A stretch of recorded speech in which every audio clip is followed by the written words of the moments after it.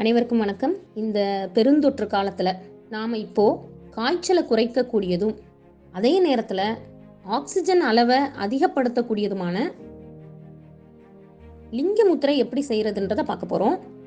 எப்படி செய்கிறது அப்படின்றத நான் 3 படிநிலையில் விளக்குறேன். முதல் படி, உங்களோட மூக்குக்கு அடியில் ஆள்காட்டி விரலை வச்சு மூச்சை கவனிக்கணும்.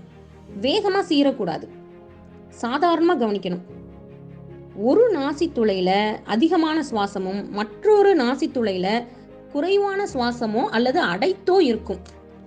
இப்போ நான் என்னது வலது நாசியில் அடைப்பு இருக்கதை பார்க்குறேன். முக்கியமான விஷயம் என்ன அப்படின்னா, நாம ஒரு நாசித்துளை வழியாகத்தான் சுவாசிப்போம். நான் வலது நாசியில் அடைப்பு இருக்கதால வலது கட்டை விரலை உயர்த்தி வைக்கிறேன். 2வது படிநிலை என்ன அப்படின்னா, எனது இடது கையோட கட்டவிரல் மற்றும் ஆள்காட்டி விரலால் வலது கட்டவிரலை பிடிச்சு மற்ற எல்லா விரல்களையும் கோர்த்து பிடிச்சுக்கிறேன். 3வது ஸ்டெப் என்ன அப்படின்னா, எனது 2 உள்ளங்கைக்கு நடுவில் காற்று புகாமல் இருக்கும்படி இறுக்கமாக பிடிச்சுக்கிறேன். இதுதான் லிங்கமுத்திரை சரியாக செய்கிற விதம். இதை எவ்வளோ நேரம் செய்யலாம் அப்படின்னு பார்த்தீங்கன்னா, 5 நிமிஷத்தில் ஆரம்பித்து 40 நிமிடம் வரை செய்யலாம்.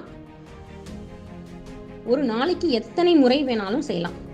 இந்த கோவிட் நிலையில் இந்த முத்திரை செய்கிறதுனால என்னெல்லாம் நமக்கு பலன்கள் கிடைக்குது அப்படின்னு பார்த்தீங்கன்னா, காய்ச்சலை குறைக்கலாம், அதே நேரத்தில் ஆக்சிஜன் அளவையும் அதிகப்படுத்தலாம். இந்த லிங்க முத்திரை எப்படி வேலை பார்க்குது அப்படின்றத விளக்குறேன். இதை நம்ம ஐஐடி ஆய்வில் நிரூபணையும் செய்திருக்கோம்.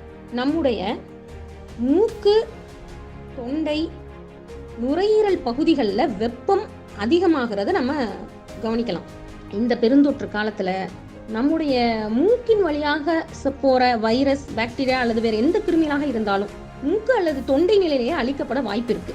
அதே நேரத்தில் நுரையீரல் வர போயிட்டா கூட இந்த முத்திரை நுரையீரலில் உள்ள வீக்கம், சளி மற்றும் கபத்தை இலக்கிடுது. நமது மூச்சு குழாயில் உள்ள வீக்கம், சளி, நீர் கோர்த்தல் சரியாகிறதால சளி இலகி வெளியாயிடுது. அதனால காற்று எளிமையாக உள்ள போக முடியுது, ஆக்சிஜன் அளவும் அதிகப்படுத்து. இந்த பெருந்தொற்று காலத்தில் இந்த லிங்க முத்திரையை ஒரே நேரத்தில் காய்ச்சலை குறைக்கிறதுக்கும் ஆக்சிஜன் அளவை அதிகப்படுத்துறதுக்கும், மற்ற காய்ச்சல்கள் 5லேருந்து 10 நிமிஷத்துலையும், இப்போ இந்த கோவிட்னால 40 நிமிஷம் வரை கூட செய்யலாம்.